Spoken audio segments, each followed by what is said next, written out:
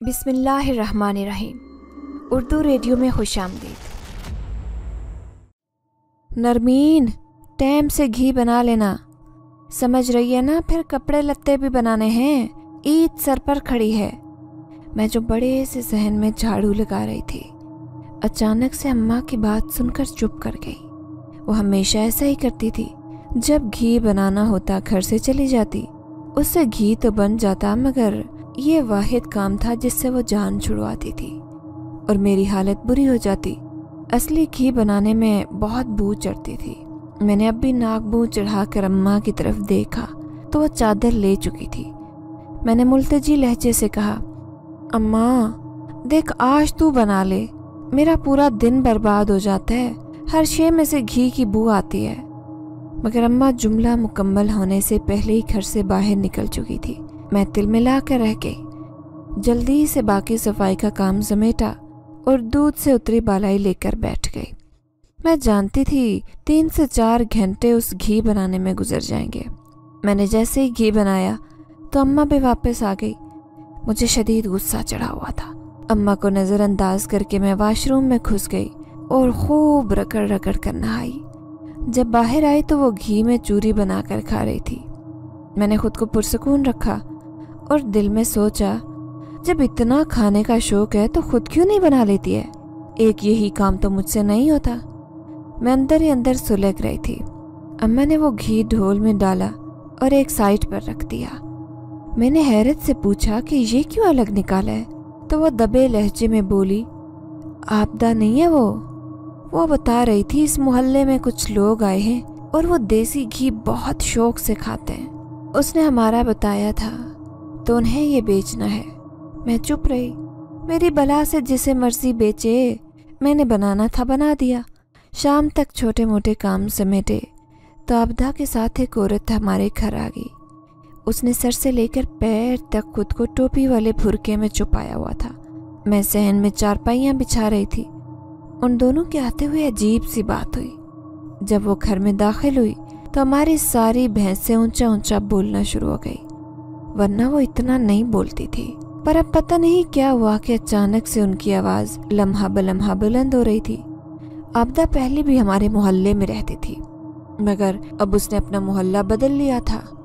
उनके बैठते ही अम्मा ने मुस्कुरा कर कहा, पता नहीं तुम लोगों की वजह से ऐसे बोल रही हैं, शायद ये भैंसें वरना इतना शोर नहीं करती।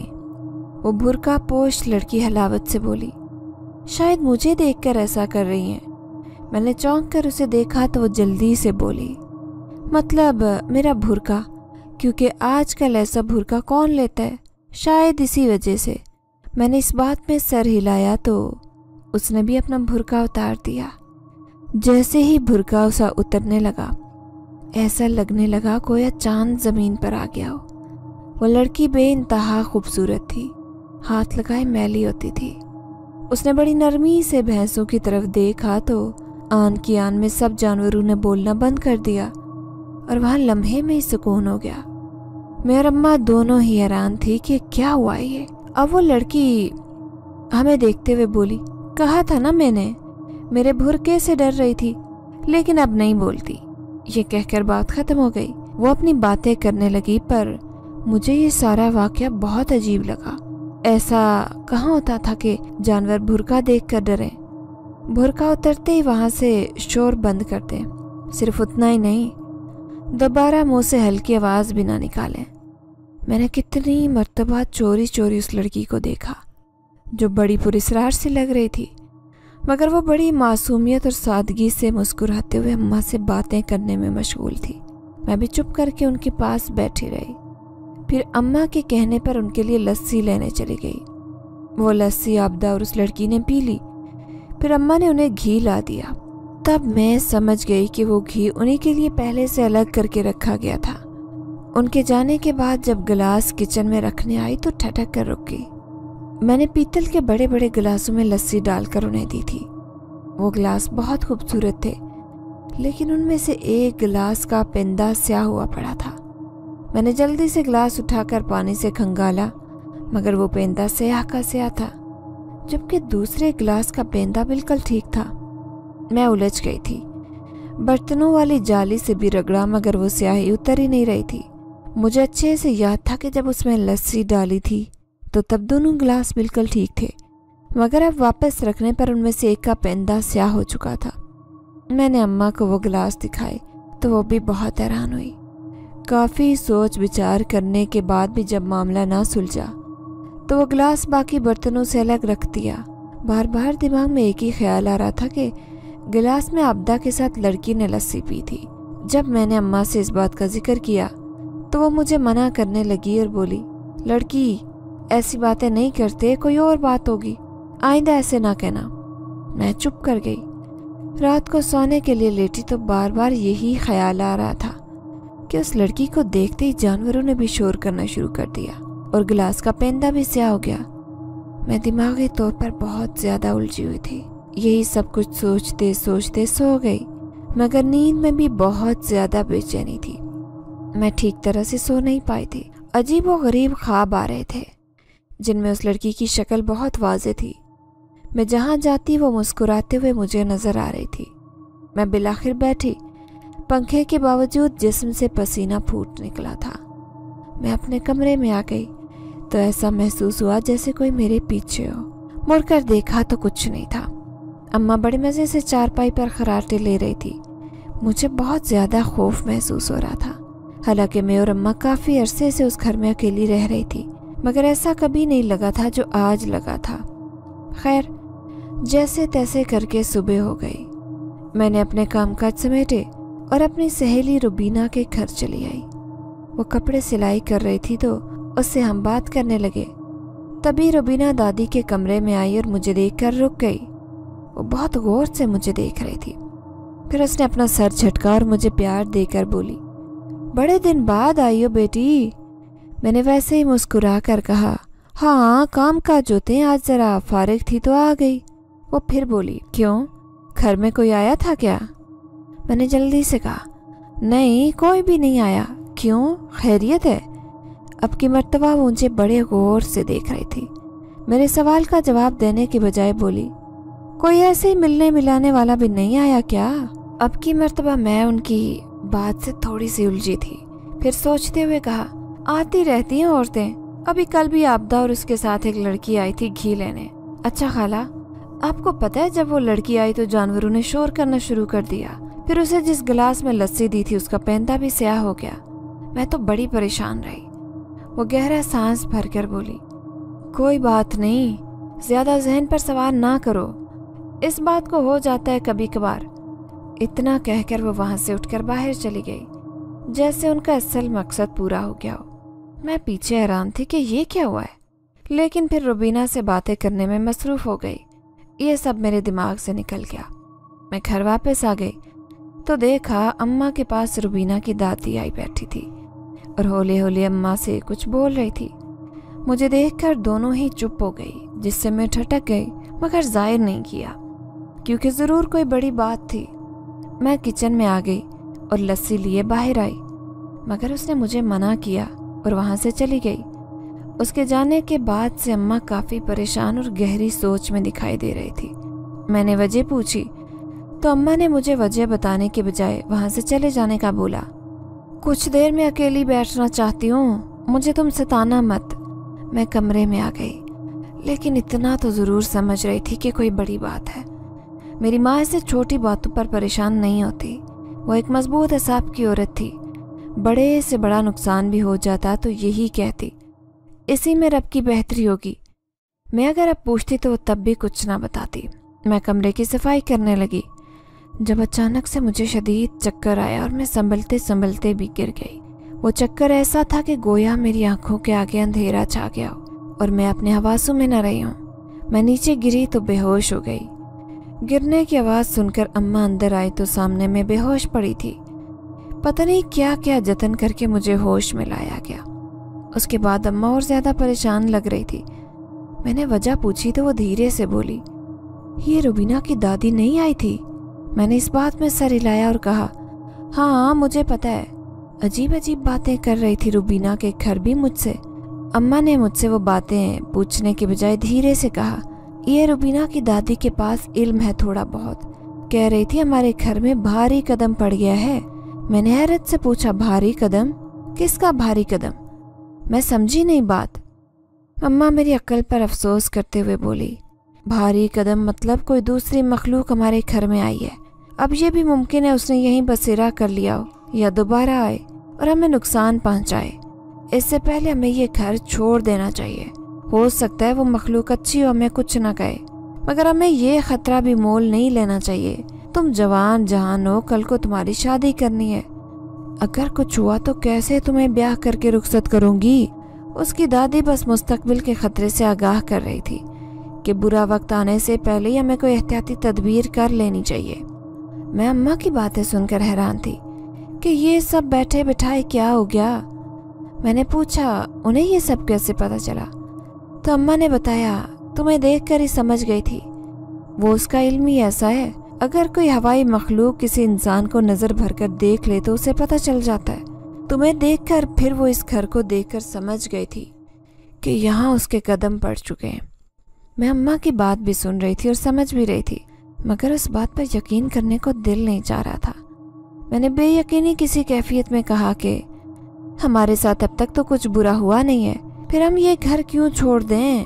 अम्मा की पूरी सोच अंदाज में बोली, यही बात तो मैं भी सोचकर हलकान हो रही हूँ। कुछ ऐसा वैसा नहीं हुआ, मगर बड़ी भी बता रही थी कि उस वक्त का इंतजार ना करो कि कुछ बुरा हो, उससे पहले ये जगह छोड़ दो, क्योंकि बुरा वक्त बता कर नहीं आता।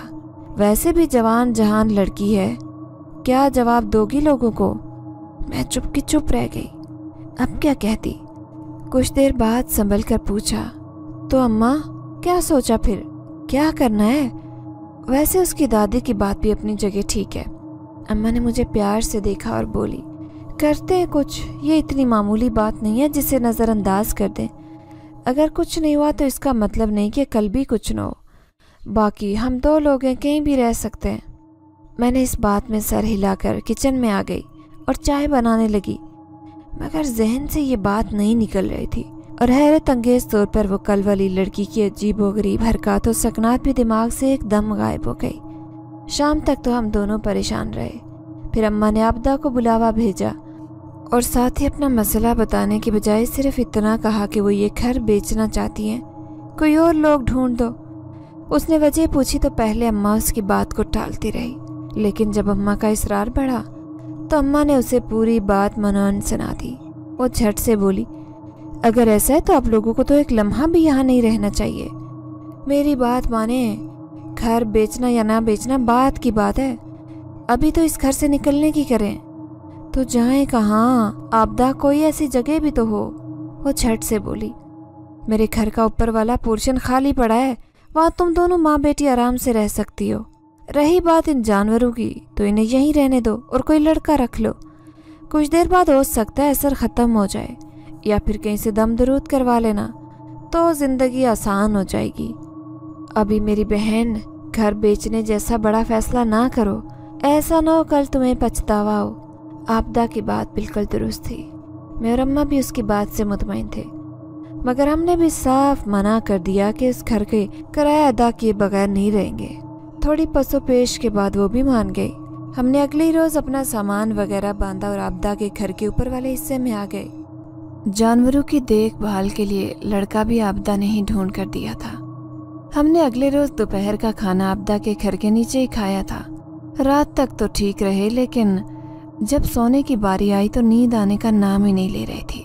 अपना घर छोड़ने पर अब अफसोस हो रहा था, मगर यही बेहतर था कि पहले ही कड़वा घूंट भर लिया जाए ताकि बात की अजियत से दो चार ना होना पड़े।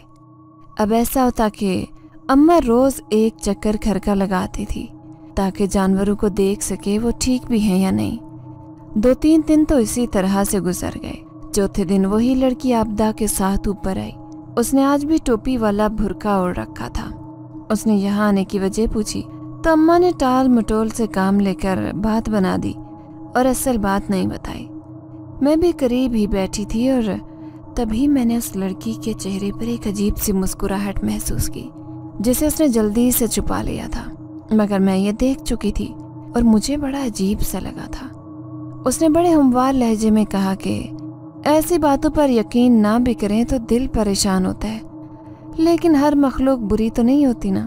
آپ لوگ پہلے حساب کروا لیتے تاکہ یہ پتہ چلتا کہ وہ مخلوق اچھی ہے یا بری. کیا پتہ وہ آپ کے گھر میں مقیم نہ ہو. پہلے مکمل چھان بین کرنی چاہیے تھی. یوں اس طرح گھر تو نہ چھوڑتے. مجھے اور اماں دونوں کو اس کی باتوں میں دم نظر آیا، مگر عابدہ جلدی سے بولی، بات تو ٹھیک ہے اس کی، لیکن حساب کروانے میں بھی وقت لگتا ہے. کیا پتا تب تک کچھ برا ہو جاتا، پھر کیا کرتے؟ اکیلی تو رہتی ہیں یہ دونوں. وہ لڑکی ابھی کوئی اور بھی بات کرنے ہی والے تھی جب ہمیں ایک اونچی مردانہ سی آواز سنائی دی. میں چونکہ کھڑکی کے قریب تھی، جھانک کر نیچے دیکھا تو ایک خوبرو مرد اوپر کھڑکی کی طرف ہی دیکھ رہا تھا. میں جلدی سے پیچھے ہو گئی. وہ لڑکی بولی، میرا بھائی ہوگا، بلانے آیا ہوگا. چلیں ٹھیک ہے، پھر چکر لگاؤں گی، مجھے ابھی جانا ہوگا. یہ کہہ کر اس نے دوبارہ سے بھرکا اوڑا اور وہاں سے چلی گئی، جبکہ عابدہ ہمارے پاس ہی بیٹھی رہی. ساتھ ہی بتانے لگی کہ بہت ہی شریف گھرانہ ہے. میں نے اتنی شرافت اور دینداری آج تک نہیں دیکھی. مجھے تو حیرت ہوتی ہے کہ آج کل کے دور میں ایسے لوگ کہاں ہوتے ہیں. بلکہ اکثر تو میں زرباب کو بھی کبھی مخول میں کہہ دیتی ہوں، انسانوں سے تو کوئی تعلق ہی نہیں لگتا تم دونوں کا، کہ جن ون تو نہیں ہو.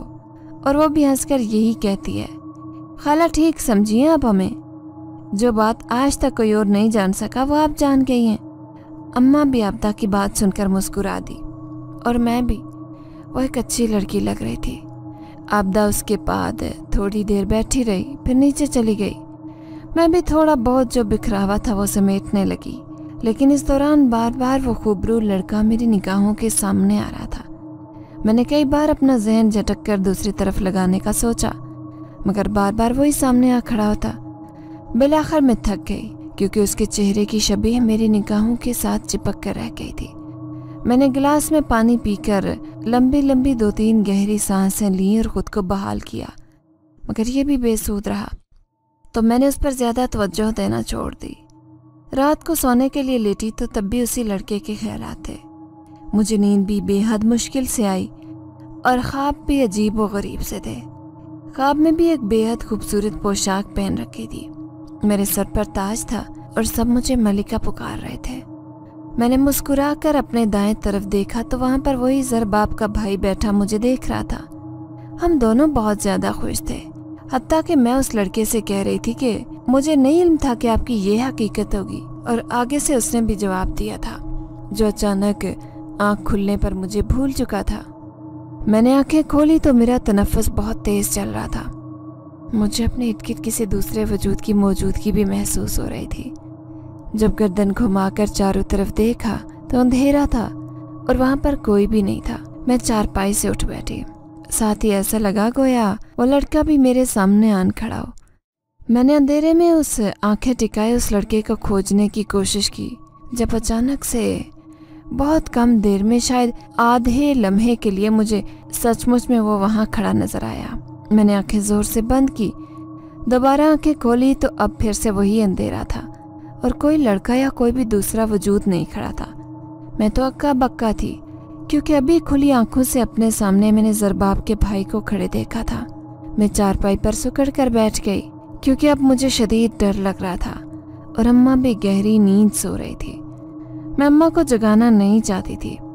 میں اس کے بعد کافی دیر اسی جگہ اندھیرے میں نظریں گاڑ کر بیٹھی رہی، مگر اب وہاں نہ کوئی بندہ نظر آیا اور نہ ہی بندے کی ذات. میں بیٹھے بیٹھے گھٹنوں پر سر رکھ کر سو گئی. اب ایک اچھی نیند میں تھی کہ وہی لڑکا دوبارہ سامنے آتا دکھائی دیا. وہ مجھے بہت پیار سے دیکھ رہا، پھر دھیرے سے میرے کان میں سرگوشی کر کے بولا، آج تمہیں دیکھ کر میری تلاش مکمل ہوئی. میں نے جلدی سے آنکھیں کھولی. اب تو دل کی دھڑکن بہت تیز تھی، مگر اندھیرے میں دور دور تک کوئی بھی نہیں تھا. میرا دل گھبرانے لگا. پتہ نہیں وہی لڑکا میرے دماغ پر اتنا زیادہ حاوی کیوں ہو گیا. اسے میں نے صرف ایک نظر دیکھا تھا، مگر بار بار جیسے اس کی شبیہ آنکھوں کے سامنے آ رہی تھی. اس لڑکے کا ایک ایک نین نقش مجھے ازبر ہو چکا تھا.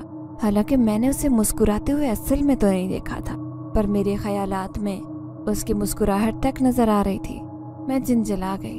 اماں کو پکارنے کا ارادہ ملتوی کر کے دوبارہ لیٹ گئی.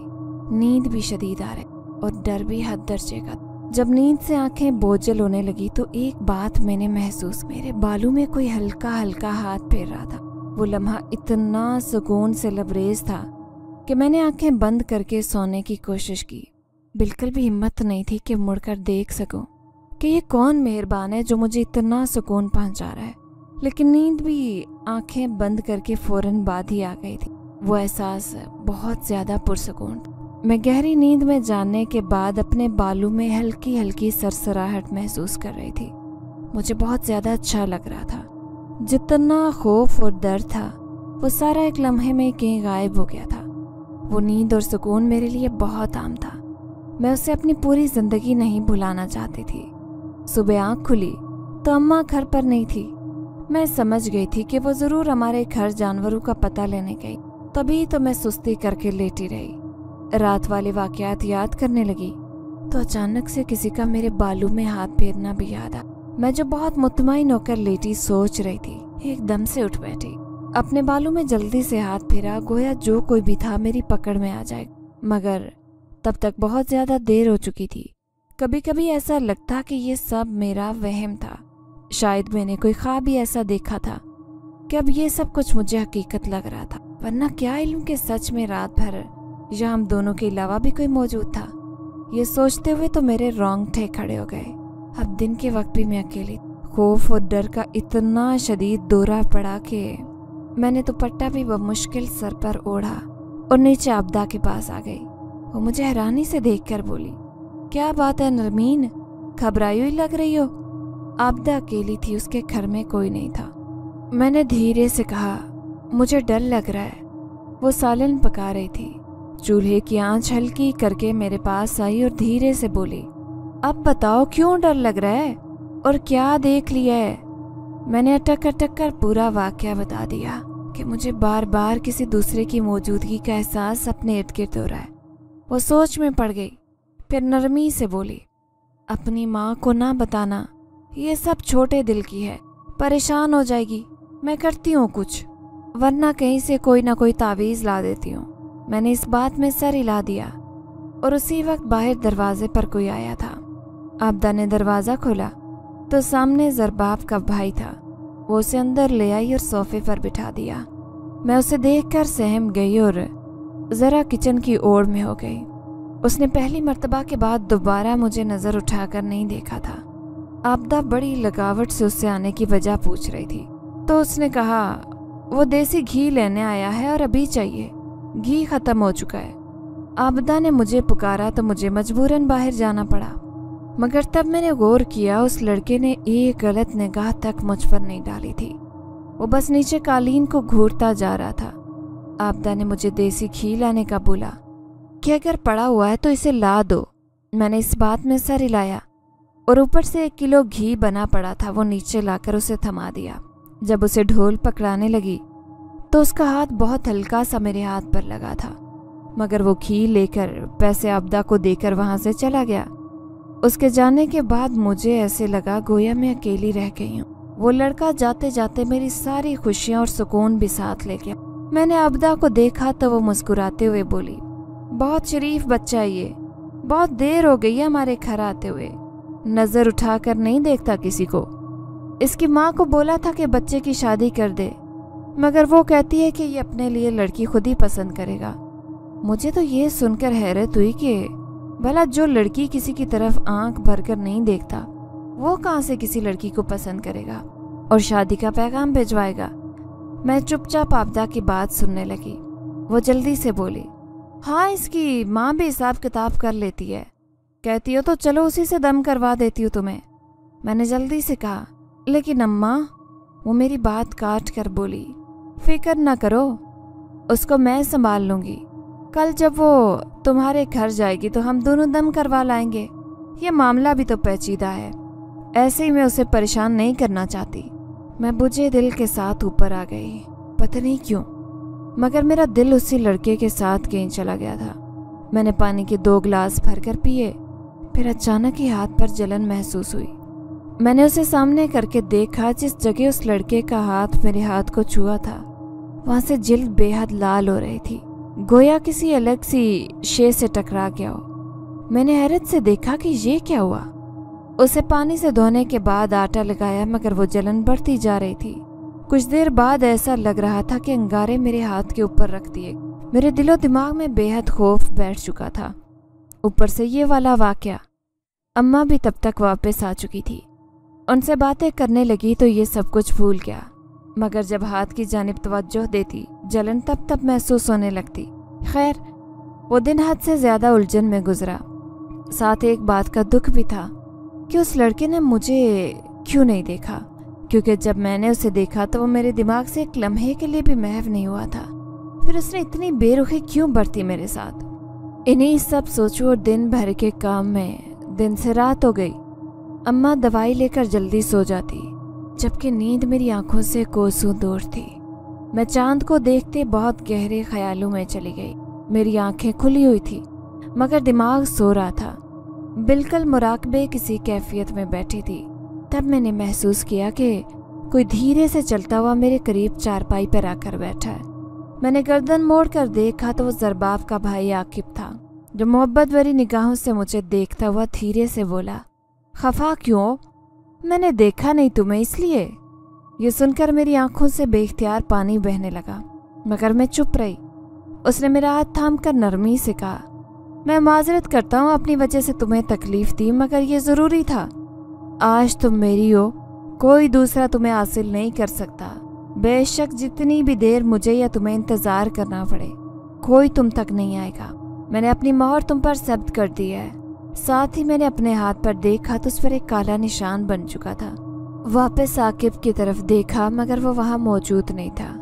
मैंने अपने चेहरे पर हाथ फेरा तो आंसू भी बह रहे थे। मैंने चारों तरफ देखा मगर आकिब मुझे कहीं भी नजर नहीं आया। मैं चौंक गई कि आया कि ये हकीकत थी या ख्वाब। आकिब का गायब होना बता रहा था कि ये सब मेरे लिए किसी तसव्वुराती अमल से कम नहीं था, मगर जो कुछ अभी चंद लम्हे मेरे साथ बीता था वो कोई ख्वाब लग ही नहीं रहा था। मैं पूरी रात उसके बाद जागती रही, पता नहीं क्यों, मगर मैं आकिब के जुदाई में सुलग रही थी। वह ऐसा तो नहीं था कि एक मर्तबा देखने पर ही मैं उसके इश्क में मुब्तला हो जाऊं, मगर ये कैफियत बहुत ज़्यादा हसास और अजीब थी। मैं उसके मुताल्लिक सोचना भी नहीं चाहती थी, मगर वो मेरे अंदर कहीं समा सा गया था। यहाँ तक कि उसे दिमाग से झटकना मेरे लिए बेसूद था। सुबह उठी तो अम्मा अभी तक सो रही थी। मैंने उन्हें उठाकर नाश्ता बना दिया तो वह घर जानवरों को देखने के लिए चली गई।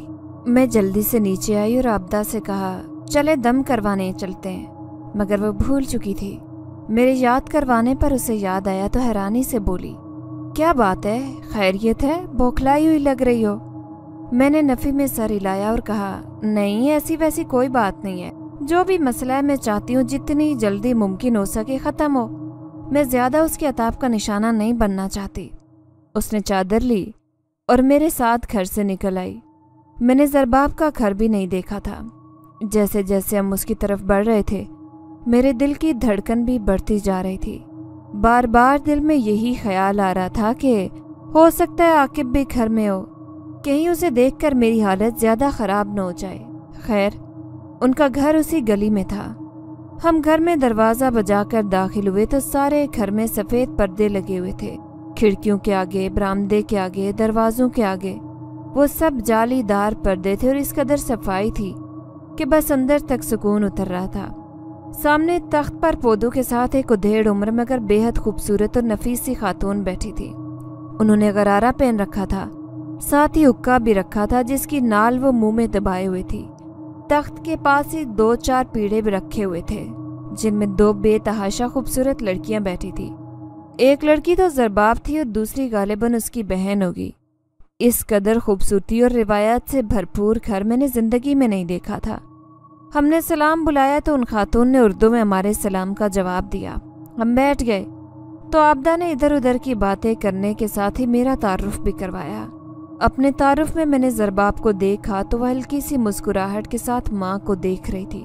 वो औरत भी मुझे बड़े गौर से देख रही थी, गोया मेरे तारुफ से वाकिफ हो। इस सब के बाद आबदा ने मुद्दे की बात बताई तो वो मुस्कुरा कर बोली, तो ऐसा करो ये बच्ची हमारे घर छोड़ जाओ, फिर कोई मसला नहीं होगा। मैंने चौंक कर उस औरत को देखा तो वो बड़ी मोहब्बत और मुस्कुराहट से मुझे देख रही थी। एक लम्हे के लिए मेरे बदन में फुरेरी सी दौड़ गई।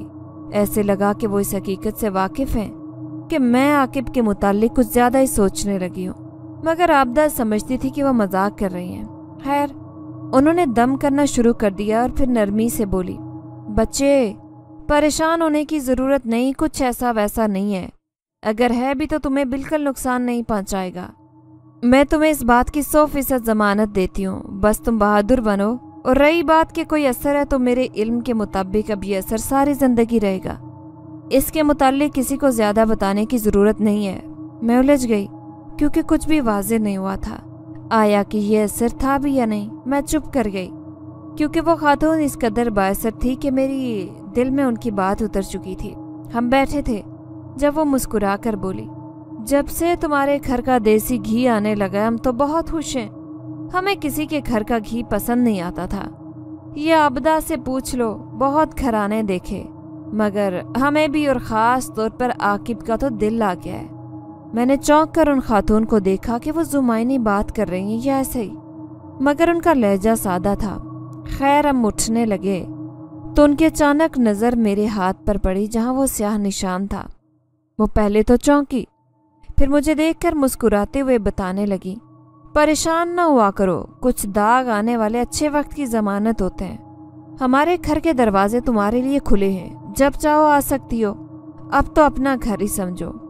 मैं इस बात में सर हिलाकर वहाँ से आ गई, जो मुझे बिल्कुल भी अनजाना महसूस नहीं हुआ। और आबदा भी यही बता रही थी कि बहुत ख़ानदानी लोग हैं, कम लोगों से मिलते हैं, मगर जिससे मिलते हैं उतने ही प्यार और अखलाक से मिलते हैं। मगर मैं चुप रही। मेरे अंदर कुछ अजीब सा हो रहा था, बार बार यही ख्याल आ रहा था, आकिब वाले जितने भी वाक़यात मेरे साथ हुए हैं उनमें से एक भी झूठ नहीं था, बल्कि वो सब कुछ सच था। बस मैं उन्हीं वाक़यात की हकीकत तक नहीं पहुंच पा रही थी। मगर मुझे 90% यकीन था कि किसी न किसी रोज़ मेरे घर ज़रूर आया होगा। मगर कैसे? ये एक बहुत बड़ा सवाल था जिसका जवाब मैं तलाश नहीं कर पाई थी। हम घर आ गए तो अम्मा पहले से मौजूद थी। मैं उन्हें देखकर घबरा गई तो वह हैरानगी से बोली, नरमीन, कहाँ गई थी तुम बगैर बताए? इससे पहले कि मैं कोई बात बनाती, आबदा खुद ही बोल पड़ी कि मोहल्ले में मिलवाने ले गई थी। कब से आई है बच्ची और किसी से जान पहचान ही नहीं। अपने मोहल्ले में कम से कम सहेली के घर तो चली जाया करे। अम्मा ने इस बात में सर हिलाया। मैं भी ऊपर आ गई। अम्मा और आबदा दोनों नीचे ही बैठकर बातें करने लगी जब अचानक से आबदा का शोर बुलंद हुआ। मैं भागकर नीचे गई तो अम्मा हाथ पांव छोड़े उसकी झूली में बेहोश पड़ी थी।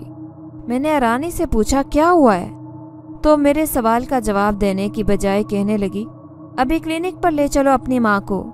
मेरे साथ वहीं जाकर पता चलेगा कि असल वजह क्या है। हम किसी तरह अम्मा को क्लिनिक पर ले आए। तब तक उनकी जान निकल चुकी थी। डॉक्टर ने देखते ही उनकी वफात की तस्दीक कर दी, मगर साथ ही ये भी बताया कि अम्मा को दिल का दौरा पड़ा था। मैं अक्का बक्का थी, बेयकीनी से कभी आबदा को देखती तो कभी डॉक्टर को, क्योंकि अभी कुछ देर पहले अम्मा भली चंगी थी। मैं उनसे बात करके ऊपर गई थी। फिर आबदा की चीख बुलंद हुई, और क्या इतनी सी देर में अम्मा मुझे तन्हा छोड़ गई? डॉक्टर मुझे तसल्ली देकर जा चुकी थी। आबदा की आंखों में भी मुसलसल आंसू बह रहे थे, मगर मैं यकीन नहीं करना चाहती थी। बेहद मुश्किल से मुझे घर लाया गया। अम्मा की मैयत और कफन दफन का सारा इंतज़ाम आबदा ने खुद ही किया था। मुझे तो किसी शय का होश नहीं था। बस चुपचाप अम्मा की चारपाई के करीब बैठे रोई चली जा रही थी। जनाजे की बात आई तो यूं लगा मेरा दिल अभी गम की शिद्दत से फट जाएगा।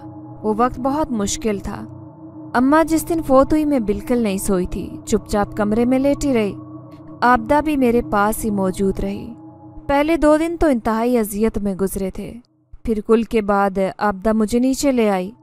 अब मैं कमरे में अकेली सोती थी। अम्मा अब तक ख्वाब में नहीं आई थी। मैंने 2 रकत नवाफिल अदा किए और अम्मा के ख्वाब में आने की दुआ करके सो गई। ख्वाब क्या देखती हूँ कि अम्मा बहुत परेशान है। हम एक मेले में हैं जहाँ मेरा हाथ अम्मा के हाथ से छूट जाता है और वो बहुत परेशान होती है। सबको यही कह रही थी कि मेरी बेटी अकेली रह गई है, उसका ख्याल करने वाला पीछे कोई नहीं है, कोई मेरी बेटी को संभाल ले, मैं वापस नहीं जा सकती। फिर मेरा ख्वाब टूट गया। मैं डर कर उठ बैठी। मेरा तनफ्फुस बहुत तेज चल रहा था। अचानक मेरी नज़र हाथ पर पड़े स्याह निशान पर पड़ी तो मैं फिर उलझ गई। کیونکہ سب لوگ آئے تھے مگر عاقب یا زریاب میں سے کوئی نہیں آیا تھا۔ مجھے بے تحاشا دکھ ہوا اور میں رونے لگی۔ اسی وقت میرے کمرے کا جلتا بلب ایک دم سے بند ہوا، مگر میں گھبرائے بغیر چپ چاپ لیٹی رہی۔ پھر ہلکے ہلکے قدموں کی سرسراہٹ سنائی دی، جیسے کوئی لمحہ بلمحہ میرے قریب آتا جا رہا ہے۔ میرے کان کھڑے ہو گئے۔ میں نے بستر سے اٹھ کر بھاگنا چاہا مگر پیر ساتھ نہیں دے رہے تھے۔ مجھ سے ہلا تک نہیں گیا۔ جیسے بیٹھی تھی ویسے ہی بیٹھی رہی۔ پھر کوئی عین میرے سامنے آ کر بیٹھ گیا، چونکہ بتی تو بند تھی اور میں اس کی شکل نہیں دیکھ سکی۔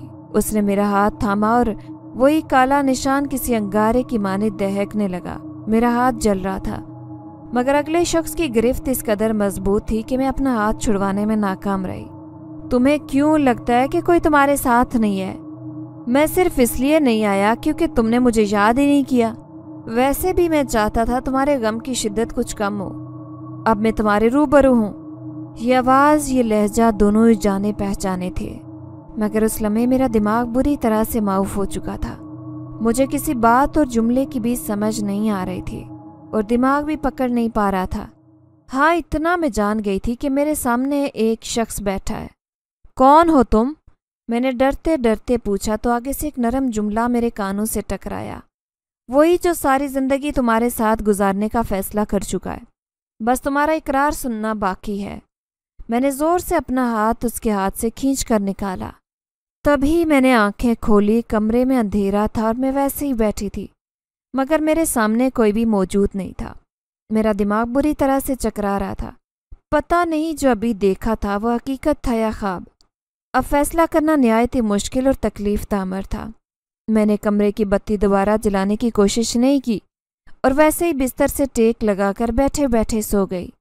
تقریباً فجر کے وقت میری آنکھ کھلی تو کمرے کی لائٹ جل رہی تھی۔ میں نے چونک کر دروازے کی جانب دیکھا تو کمرے کے اندر سے بھی کنڈی لگی تھی۔ ایک مرتبہ تو پورا جسم کانپ گیا اور مجھے بھی یقین ہو چکا تھا کہ کوئی تو اثر ہے جو مجھ پر حاوی ہو چکا ہے اور اب وہی مجھے بار بار تنگ کر رہا ہے۔ میں نے فجر کی نماز پڑھی اور گڑ گڑا کر اللہ سے دعا کی کہ میں پہلے ہی بہت دکھی ہوں، مجھے مزید دکھ دیکھنے کی تاب نہیں ہے، میرے لیے آسانی پیدا کر۔ دعا مانگنے کے بعد میں کافی حد تک پرسکون ہو گئی اور وہیں جائے نماز پر سو گئی۔ اسی وقت مجھے خواب آیا کہ میں اور اماں اسی میلے میں ہیں۔ اماں نے مجھے ڈھونڈ لیا اور خوشی سے پکارتی ہوئی میرے پاس آئی ہے۔ پھر مسکراتے ہوئے بولی کہ اب میں پریشان نہیں ہوں کیونکہ مجھے کوئی مل گیا ہے جو تمہیں سنبھال لے گا۔ میں نے حیرت سے پوچھا، اماں ایسا کون ہے؟ تمہارے علاوہ تو دنیا میں میرا کوئی بھی نہیں ہے۔ وہ نفی میں سر ہلا کر کہنے لگی، پہلے نہیں تھا، اب میں نے ڈھونڈ لیا ہے، یہ دیکھو۔ میں نے جب اماں کے کہنے کے مطابق دیکھا تو عاقب اماں کے ساتھ کھڑا تھا، جو مجھے دیکھ کر مسکرا رہا تھا۔ میں نے اماں سے پوچھا، یہ کون ہے؟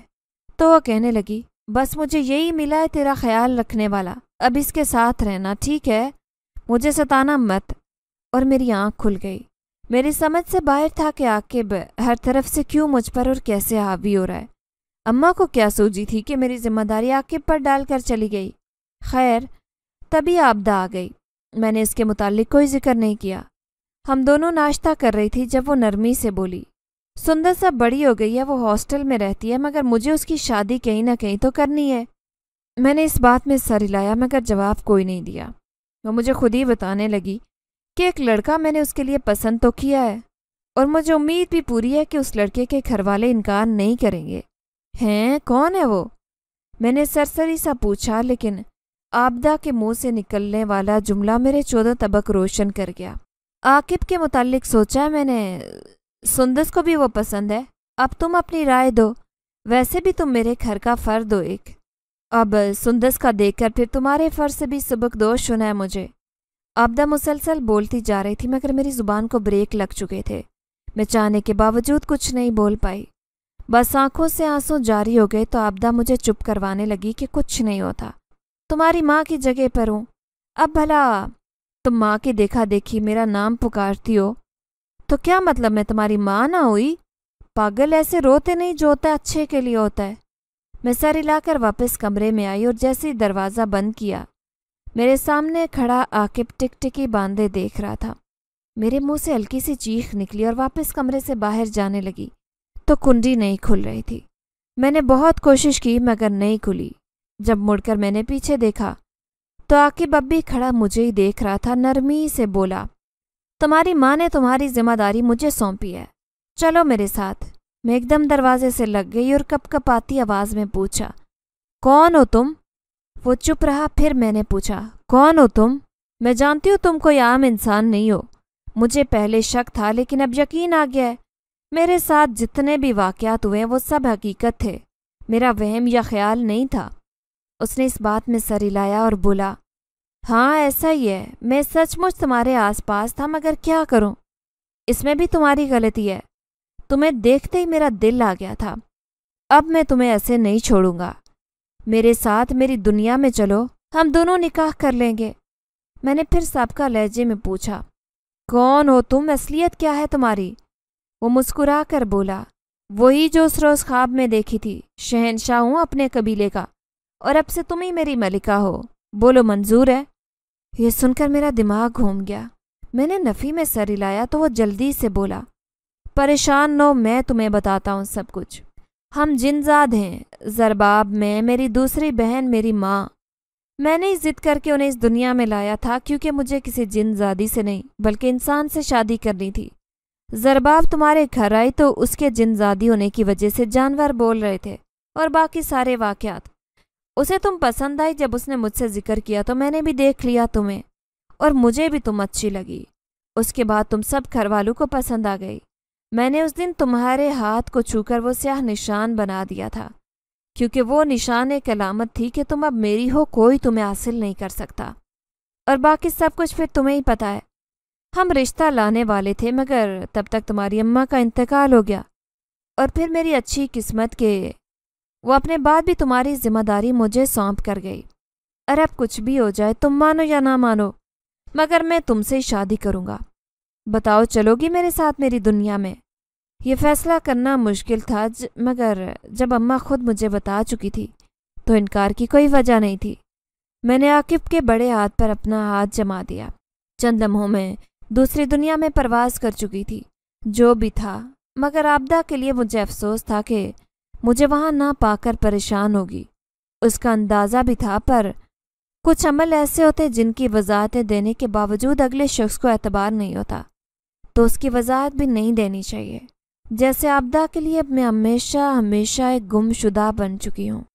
اگر آپ کو ہماری یہ کہانی پسند آئی ہے تو لائک کیجیے، شیئر کیجیے، اور اگر ابھی تک آپ نے ہمارا چینل سبسکرائب نہیں کیا تو اردو ریڈیو کو لازمی سبسکرائب کیجیے۔ ملتے ہیں اگلی ویڈیو میں۔ اللہ حافظ۔